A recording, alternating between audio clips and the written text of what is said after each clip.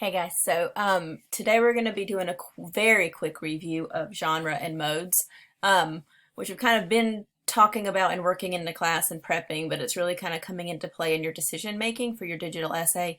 And then we're also going to go over a couple of digital tools and design concepts that will hopefully kind of help you when you're making some choices and things in designing your digital essay. So we're going to start with genre, just a quick review in digital and academic writing that, remember, genres are types of texts. So when you're thinking about your digital essay, it's whether or not you're trying to use features of a digital like magazine article or an opinion piece in a newspaper or an editorial, or whether you want it to look more like a website that's heavily designed and raises awareness, or you really want it to look like a linear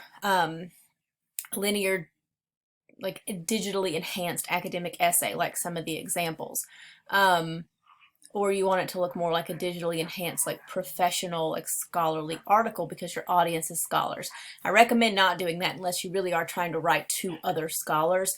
You want your genre choice to be appropriate. So if you're writing to more of kind of an average audience, maybe if you were writing to people that were like maybe like 20 to 30, educated, involved in politics, you might be looking for, you want to make sure you put it in front of them in a genre that they would be reading already. So possibly magazine or news source. If you're really trying to raise awareness, you might be thinking about a like website option that allows for a lot of visual aids and images and videos and things like that, a lot more design. If you're thinking about parents, then you might want to think about like a parenting magazine.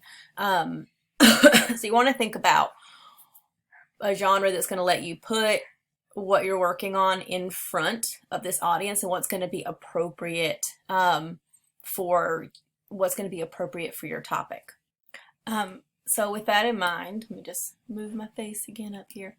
We're going to review the 5 ways genre is going to impact features of the text you're working with. So if you're working on a news article, that genre is going to have rules that determine content, organization, format, language, there's some style, all of those things. So in a sense, if you're working on, let's say, like a website, you're going to have to make choices in terms of figuring out what kind of information is supposed to be included in this. How is it supposed to be organized? How is it supposed to look? How does it typically look? Especially thinking about like an organization, a website that's there to like build awareness and build interest, and help people really understand an issue. How is it supposed to sound? So you have to think about here, is this supposed to be more formal? Is it okay to be more casual? Am I allowed to use like bullet points? Am I allowed, is it supposed to be more essayistic, or can it be more like digitally designed? How is the, and that kind of goes into also how is the sentence structure supposed to be and supposed to look, and what are the rules there in terms of grammar and citations and things like that. You'd be making these choices also if you were looking at a magazine. Or if you were making other kinds of choices, for like if you were writing something you were going to put in like Huffington Post or another newspaper that's more like an opinion piece, or if you were going to do a digitally enhanced essay. And then several of the samples also choose to do a non-linear essay where they have more of a homepage that's self-navigable. And this really comes into play when you have more of a scholarly topic, or something that really doesn't, that really can be kind of self-guided, where you can have lots of maybe like an intro and information about the topic on the homepage, and then people can kind of click through some different topics that are available on different pages. So you could think about that also as an option. Possibly a blog. I've had lots of people do like a blog series for their essay, but again, those are, when you're thinking about how they look, they can be very visual. They are more essayistic, and they're also very casual in terms of their tone. For example, and blogs are okay. Remember we talked about academic blogs and still making sure, even though you're writing more casually, that you are still adhering to academic standards for how you're using sources and research. So again, kind of tying this back into the fact that genres and text, so all types of text are multimodal. Remember, readers read with all 5 pathways, these 5 pathways. So readers, when we're looking at anything, whether it's a text, it's somebody's outfit, it's a web page, it's social media, it doesn't matter what it is, we make decisions based on the written mode, so the words that are there, and so like word choice, language choice. We make decisions based on what we hear, and even in like written text, that can also be like the tone that the author adopts. Visual, so what we see, it's the images and the color schemes and things like that. So it's important to choose an appropriate like design and color scheme for your essay. Gestural, so that's again like body language and things like that. But if you're talking about written text, that's, sorry, you might be able to hear my dog howling in the background. Sorry. So in a written text, that's questions that you ask, that's the order that you put the ideas in, because again, I said like one of the options you have is maybe to start with a guiding question, because you're gesturing to your readers to keep an open mind to consider this question, and then you are going to guide them to your statement or your solution or whatever it is by the end. When you provide links for people to read more, you're selecting those links and you're nudging them to watch these videos, view these images, read this information. Spatial, so how things are laid out and designed and the proportion they are to each other, which things you're putting emphasis on by making them larger, smaller, things like that. Okay, so we're going to review a couple of common like design elements and some digital tools. First is a couple of notes about design. So this is also a little bit of review, because I think we talked about this with modes already, is that readers read left to right here. Sorry, Western, we read left to right, top to bottom. So it is important to think about what you want people to see first and what's going to be reader friendly. People are going to look to the left first, so everything needs to make sense where you place it, and we'll talk about that a little more in a minute when we look at some examples. Digital text, remember, don't have to be linear. You can design and arrange your own content and make those choices. And linear just means like if you were writing a Google Doc, everything would be straight in one page. And you have noticed when you read online that links allow us to link lots of pages together, so things do not have to be linear. You can use tables and columns and chunks like some of the examples. Everything doesn't have to be like top to bottom. Okay, so a couple of design elements to consider. One is contrast. And I'm going to put kind of an emphasis and contrast are a little bit different, but I'm going to kind of talk about them together just to make it a little bit more, a little simpler. And then they're related also. Colors and images that contrast well are easy to read and help create emphasis. For example, black and white are easy to read. They contrast well. Red and black do not. If you've ever tried to read a website or a page that has a black background and red font, you have noticed that will make your eyes water. It's very hard to do because the colors don't contrast well. It's not reader friendly. You can also create contrast to help with emphasis. So for instance, if you're reading a magazine article, a lot of times they make that first letter of a paragraph larger and in a different color to emphasize that they're starting a new place. Quotes and, words and things, titles that you want people to really notice or pay attention to, you might, change the color, change the size, change the font, to help people kind of like pay attention to where they should be looking. Balance and proportion, again, a little different, but I'm going to talk about them together. We're coming back to that term we talked about at the beginning of the semester. We were going over content farms, visual weight, and paying attention to what it is you're putting the visual weight on.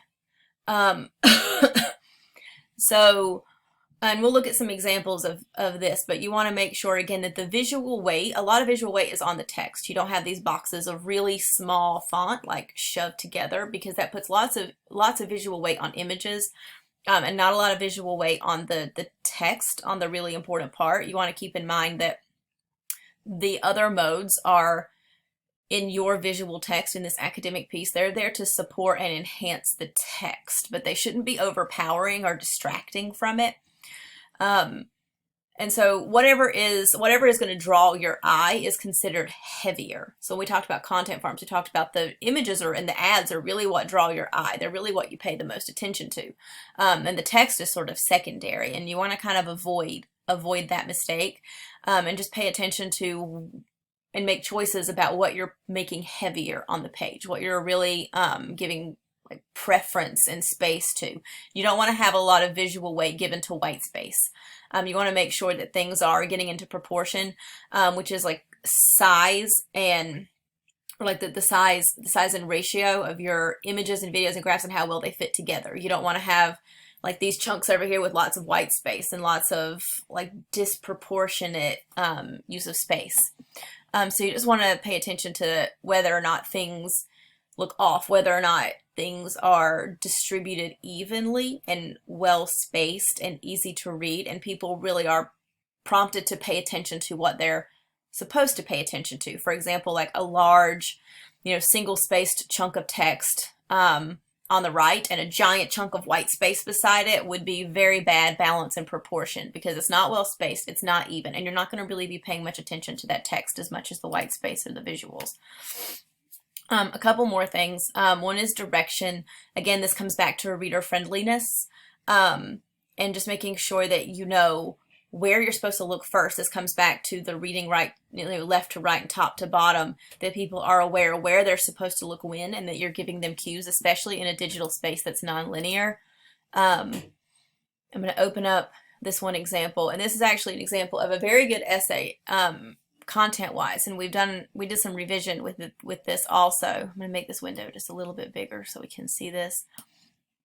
But if you'll notice, as I'm scrolling down, here's the title, and then you have this example over here and a graph here, and then it gets down here. It's actually, as you're scrolling down, a little bit hard to tell, and we did talk about like adding this line in to make it a little bit easier to tell that you're supposed to be reading down one column all the way and then coming back up and reading the next. But that is a little bit hard to do, and it's tough to tell here whether I'm supposed to go over here and read down or whether I'm supposed to come down here. And that's an example of having to make a choice about direction and making sure readers know where they're supposed to go next.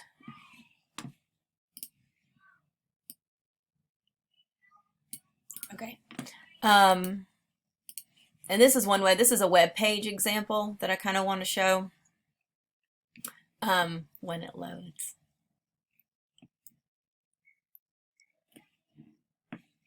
So here's another essay that was designed to look like a web page to kind of raise awareness and help people kind of understand a problem that's taking place.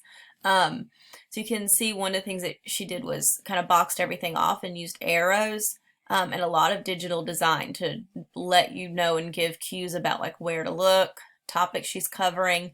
Even though things are boxed off, there's paragraphs in these sections, and the font is big enough to read and big enough to know that the emphasis is on the text, and the visuals are there to help. So this is a good like reader-friendly direction. Just get that back in place. Repetition is another thing that's really helpful. Don't get, I guess, too busy in terms of like giving lots of parts of your paper like entirely like refreshed design concepts. You want to pick some kinds of pattern and some kinds of rhythm. For instance, you want your headings to all follow kind of the same style. You don't want to have different fonts and different colors and questions for some and statements for other. I mean, you want to create some kind of rhythm, and especially in terms of design. Like if you're doing that zigzag format that a lot of the examples do, where you have the section and then images and then switch and go back and forth, that's cool. Kind of stick with that. It's very reader friendly and helps readers actually follow your thoughts and follow when new sections are happening, when you're going into new ideas, when you've created some sort of rhythm and expectation. If you have a whole new way of designing each and every section without any sorts of patterns that you've created, it makes it a lot harder for readers to follow that. And then also, harmony is a kind of a given one. It's kind of when everything works well together. When we were talking about the Jaguar commercial early in the semester, we noted there were some funny things about it, and it did have, you know, some things that were problematic in its use of, you know, logic, because it didn't really, it was selling a car, but if you remember, it was selling the gorgeous lifestyle instead. But it's also an example of a text that actually has really good harmony. When we talked about like their choices in music and body language for the cast, in visuals and what they chose to show, and the narrator's voice, everything came together to create this sort of dreamlike effect, this fantasy, and everything, all of the modes, all of the design choices were there to support it, and it all came together really well and helped create the same effect, and that's a good example of harmony. So here are some examples that you're welcome to kind of go through on your own. Again, some of these are reviewed. They're ones we've already talked about. So as you're going through, you might ought to just refresh. And I did add some of these examples also. Sent them out an announcement and added them on the home page also in the bottom right. It'll say digital essay examples. You can come back to these. I want to talk about a couple of these. We talked about this one in terms of design already. I want to talk about this one. This was one that we already looked at, but I want to make a quick point. So the design actually in this one has, and make this window a little bit bigger, has a lot of really good things happening in terms of the color scheme. Well, I can't seem to make the window any bigger. I want to get more of this. Sorry, I want to get more of this page in, and it's just not working out for me very well. Maybe this helps. Okay, so as I'm scrolling through, I want you to see like the tone that she created. So she's doing horror films. The tone that she created was great and very appropriate. She has patterns, so she has good solid like direction and repetition for her titles, the way she's using design. So everything works really well. The one thing that could have been a little bit improved, again, we talked about visual weight. There's not a lot of visual weight given to the text. And if you look over here, one thing I want to note is that, you know, the smaller the font is, the more seriously we take it. However, if it's not split up at all and you have these giant walls of text kind of shoved into the box, it doesn't put a lot of visual weight on them. And it also makes it a strain for the reader. I don't know if you've ever noticed this before, but, you know, when text is broken up into paragraphs, that's not just like it does help the ideas flow better. It's also a cue for the reader to know when you're going into another kind of sub point. So it is really important in these sections that you're creating to make sure that you are thinking about paragraphing and splitting up your text into the different ideas and the different sources and different things that you're covering, and that you're not creating a wall of text. If you may not have noticed this before, but if you were looking at this particular block, you're probably not super excited to read it. Whereas if this were more kind of split up and spaced out, and, you know, possibly like images and visual cues with it, it would be a much easier read. So you kind of want to pay attention to that too. So just that visual weight and space. See if there's any others here that I want to pull up. I'm going to let a couple, one or two load actually.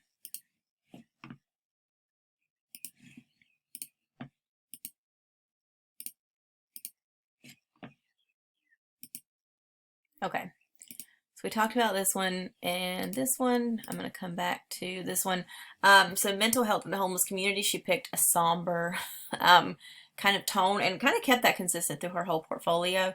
But if you look, she kind of, this is an example of nonlinear. She sort of split it up into 3 parts, and you are actually prompted to read like one part and the other. It's not completely self-guided, but there is kind of a note like of what that section is about, which is really important at the beginning of all of your sections to let the reader know what that section is about, what the takeaway point is. Then you can click on it and read more. This one is about human trafficking, and again, I wish I could get more in the window, but this is more of a kind of a raising awareness page, and she picked a very appropriate tone. She uses contrast and emphasis to let you know like what to look at, where some of the like links are where you should read. It's not linear. She uses a lot of kind of digital tools that are appropriate to the genre that she picked. She uses good repetition and spacing in terms of like her titles and the way everything kind of fits together. Again, it's not linear. She has this section for just how it affects people and tells stories, and puts those sort of kind of side by side and kind of chunks it up a little bit. So just an example of kind of, and it is a little bit more of a linear page, but does a very good job in terms of like appropriate genre, like design concepts. We're gonna also look at this one. This one was designed to look kind of like a magazine. And it didn't necessarily do the columns, but it was a very good like digital magazine, like way of using like the same like fonts and features and things like that. So she did do it more like a linear page, which was actually really helpful. She had appropriate font choices. She did the standard like larger, different color, like first letter of the paragraphs, the way you're supposed to when you do a magazine. She chose a very like effective font, and the spacing was pretty good. There were a couple little issues here. But for the most part, like this is kind of a standard like one way, and a little bit you could have wrapped some images here so you can kind of have a little bit less white space. But for the most part, like this is a pretty good like standard like use of like magazine like design features in terms of font and tone, and it was a very appropriate tone for her topic. One of the other things you can do is use these quotes. A lot of magazines will do the big like block quotes throughout, and you for that can also use quotes that you already, and they do too, like use quotes you already have in the paper. So if you have like a quote that you think is really impactful, then you can still have that in the text, but also create a big block with it also, and create kind of a visual also with that quote. And you're welcome to look through some of the other ones. We're going to kind of move on a little bit and look at just some kind of basic examples, I think. Just to like review like good and bad design examples here. So for this one, again, like this is the better design, because as you see over here, there's not really good like proportion with use of white space. This could be better contrasted. This could be a little bit bigger, because again, like you want the title to have some visual weight and some contrast, and so this one does, whereas this one doesn't. So sometimes like just having appropriate like contrast in size and colors can be really helpful.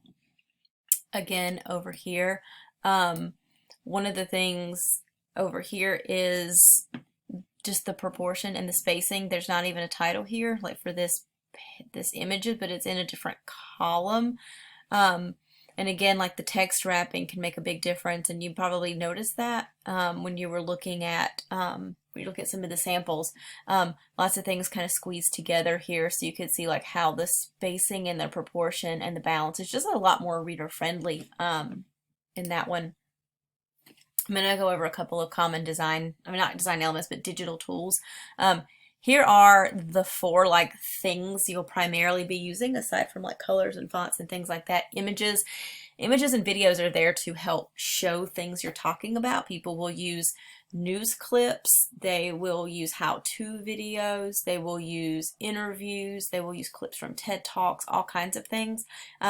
Images help show readers what you want them to see. Description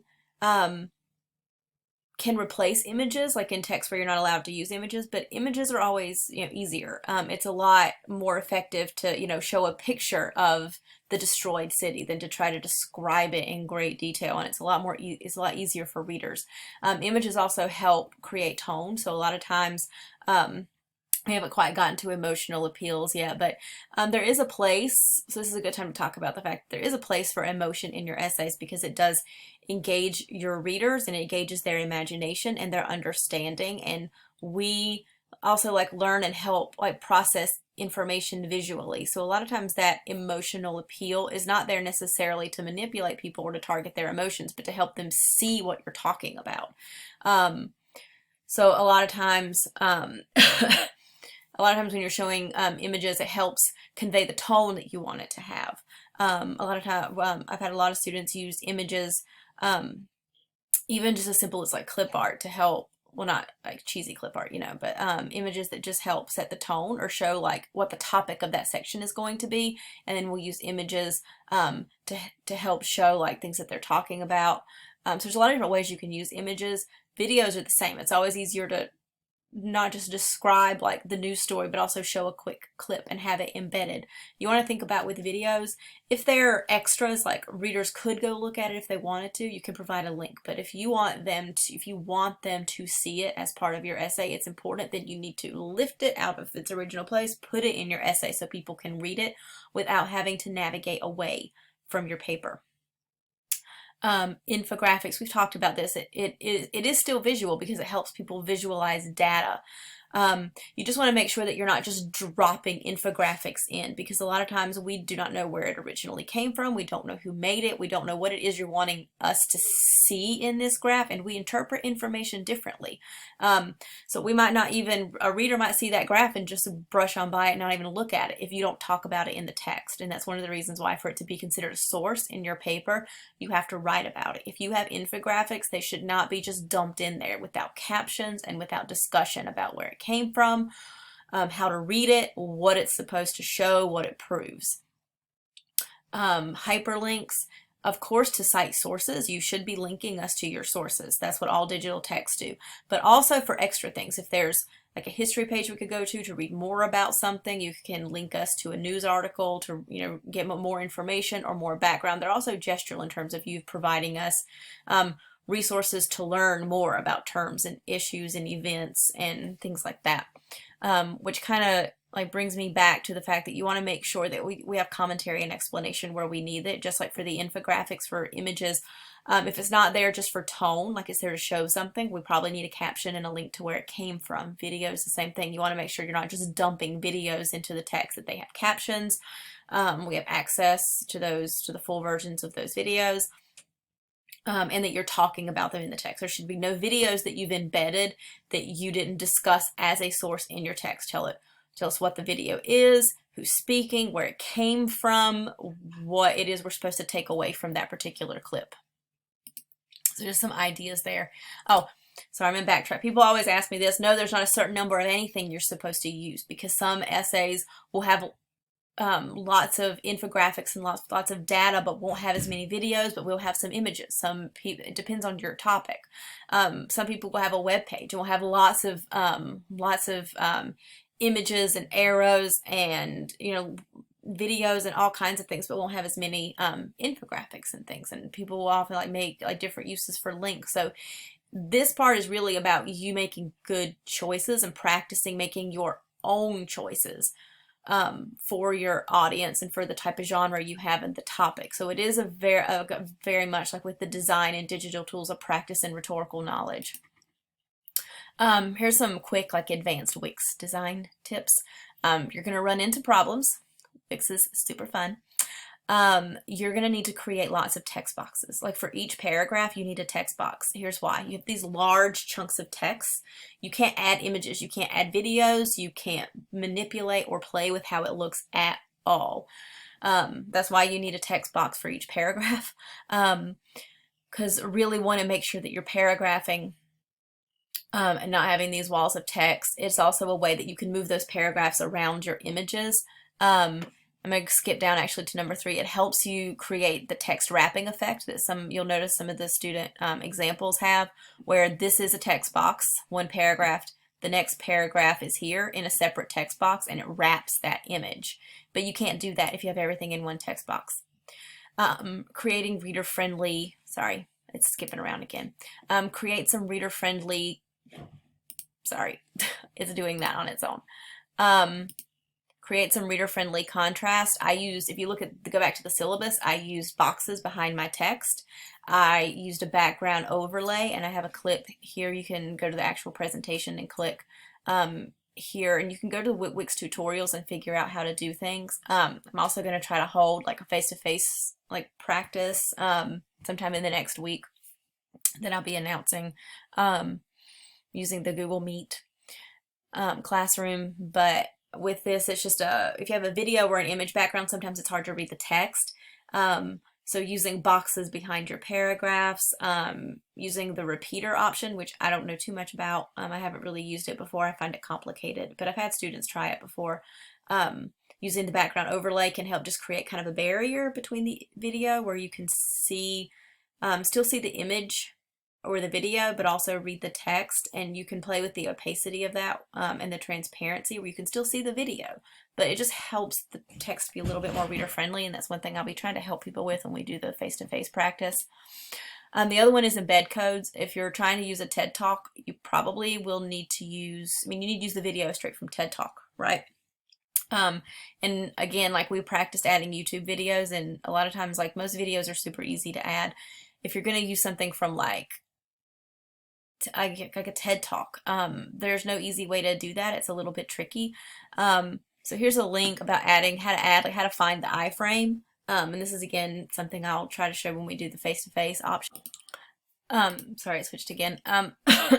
So the easiest way I can describe how to find that without pulling up Wix altogether is if you're in that add button, trying to add things to your page, you scroll all the way down to more.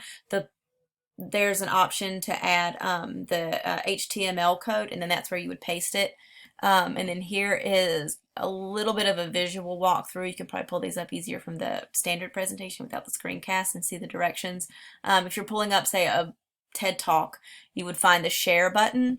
You would select the embed code, and then you would copy that code. It's not that similar. I mean, it's not that dissimilar from finding a link and copying and pasting it. You're just finding the embed code instead. And again, some people are able to figure this out kind of on their own, but I will be hosting that face-to-face to help also.